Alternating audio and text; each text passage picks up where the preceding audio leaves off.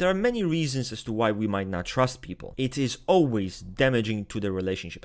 Always. How do we gain trust for people? How do we trust people? Yo, what's Gucci, guys? So today we will be talking about red flags in a relationship. Obviously, we could go on and on and on about red flags, million red flags, but talking about fundamental red flags at the core of the relationship, which honestly contribute to most ups in relationships, right? Or most relationships failing. So number one red flag, which I often see in relationships that are not going well, is lack of communication, which is probably, I would say, the most important thing in a relationship. Communication, the ability to communicate. And people don't communicate. People don't tell their partner, their spouse, whatever, their desires. They don't tell what they don't want. They don't tell what they want. They don't tell their expectations. They didn't learn how to communicate normally and how to approach issues, how to solve issues. People don't discuss things. And then later down the line, 3 years, 5 years, 10 years into marriage even, there's resentment, and the other person is like, wow, but why you didn't even tell me about this? Which is it's such a common issue. So always, if you have expectations, if you have wants, if you have desires, whatever you want, maybe you don't want something, you have to communicate. You have to be on the same page in communication. Conflict avoidance, which is actually very bad, ignoring issues and then resentment, that's fucked, okay? That's not looking too good for you. Point number two, lack of accountability in taking responsibility for one's actions and one's f-ups. When you are being the bad guy in a relationship, when the person always seems to cause drama, cause problems, yet you are always the bad guy. You are always the one who f***s up. You're always responsible for the person's feelings.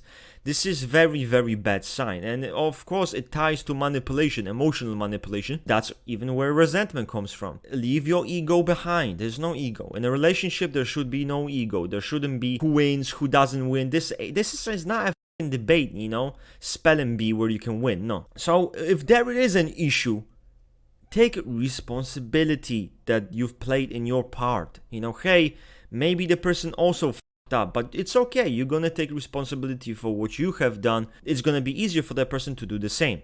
Obviously, as long if they are healthy individual willing to compromise, this is also gonna happen. So then you have two people realizing their own mistakes, lack of shared value. It can range from religious values, political values, right? And even your belief system, whatever it might be, not connected to religion. Can even be in relation to, do you want children or do you not want children? Such things have to be discussed and you have to be on the same level. You cannot be in a relationship with someone for 2 years and then tell them, oh yeah, but I don't want kids, knowing that the person wants kids. Obviously, the more different you guys are in your values, the more friction and the more arguments you'll have. It's good to have someone who obviously can challenge your ideas and who can challenge your views, who can make you grow, but there is a sweet balance there. You don't want to be on the opposite team. Another point is going to be manipulation of emotions, and a person attempting to make you feel a certain way, negative way, and painting themselves a certain way, removing any responsibility, which also counts to the accountability factor.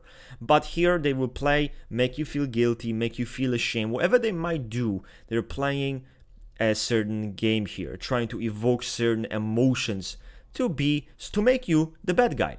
Right, so if you see something like that, when you see in a relationship you somehow are always the one fucking up, or you're the bad guy and the person tries to make you feel guilty, how you don't love them, you don't care about them, or because you didn't do what they want, even though what they wanted was very controlling behavior, bad sign, you know. Next red flag is lack of trust. But you have to trust your partner to be with them, to have a good, successful relationship. Now, if you don't trust this person, there might be a reason for it, you know. I'm not saying that it must mean that it's their fault. It doesn't have to be their fault. It can be even the way you perceive this person can be responsible for why you don't trust them. And in that case, the question is, why are you with someone who you don't trust? You know, you look at their character and you don't trust them based on their character. So why don't you trust them? Why are you with them? There are many reasons as to why we might not trust people. It is always damaging to the relationship. Always. How do we gain trust for people? How do we trust people? It's knowing the person's character and knowing their values and understanding who I'm dealing with, understanding them. Living with this person through different situations, being exposed to different hardships together and seeing how they react. By experience, you will gain trust to this person. You'll see because of their character, their strong dignity, integrity, and values, you know you are dealing with someone trustworthy. Why don't you trust that person, right? Is it them? Are they doing something that breaks boundaries and that's why you don't trust them?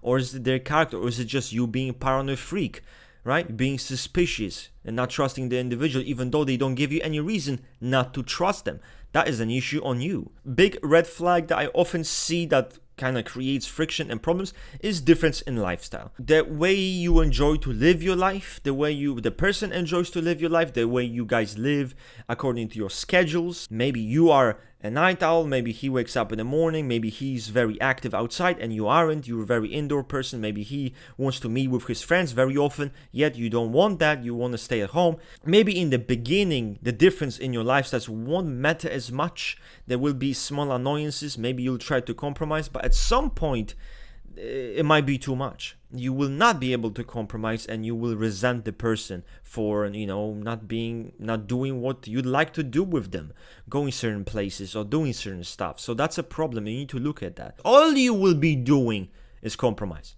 Your whole relationship is going to be one big compromise, and to me that's not as good sign. We want to minimize the times you have to compromise because again, we want things to align. The more different you are overall as people, where you don't complement each other, when you don't complete each other in many ways with your strengths and with your weaknesses, the more fucked you are. Don't get fooled into this, the opposites attract. Yes, the opposites might attract, but there are two types of opposites. One opposite is where if you have two chemicals and you put them together, it creates a up explosion and destroys the whole room. Another two opposites, which is what we would ideally want, is when you have two opposite sides and when you connect them, something else happens. A new reaction happens, right? Something develops from this and there's no friction in this chemical reaction. That is what we want ideally. But don't be thinking, well, they're more different, they're completely different from me, they'll work. No, it's not gonna work that way, okay? Like, subscribe, and obviously comment, guys. Comment. Tell me your stories in relationships. Did you f*** up? How many red flags do you guys have? Anyway, I'm bouncing.